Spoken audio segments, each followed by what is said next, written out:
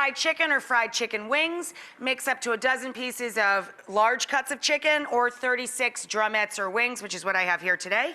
2 to 3 cups of AP flour. I've added 2 tablespoons each of kosher salt, coarse black pepper, and baking powder, so it's extra crispy, crunchy on the outside. Then we're gonna put in 2 teaspoons each of ground fennel or fennel pollen, granulated onion, granulated garlic, and as much or as little cayenne as you like. I like things hot. I'm gonna go a little heavy on the hot pepper.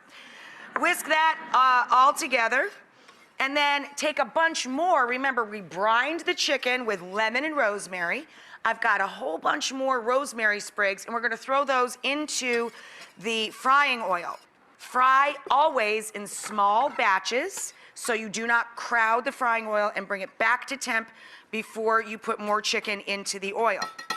I've got buttermilk, just straight up buttermilk in the middle here. And we all know how this goes. I divide the spiced flour between 2 dishes. Take a few pieces at a time of your dry brined chicken. We pat all that excess brine off. Flour. A little dip in the pool.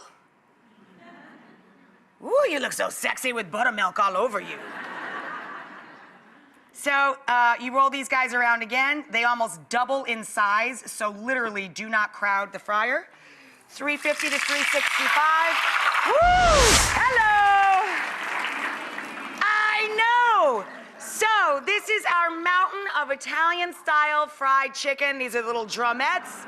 I know. You take the whole stems of rosemary, put them in the fryer, take them out, put them off to the side to cool for a sec, and then strip a bunch of the rosemary all over the top. Then douse everybody with a little lemon juice and put more lemon wedges all around. And then we love it with a little drizzle of Italian acacia honey, too, down over the top of the chicken. I have to take a break so that I can eat some.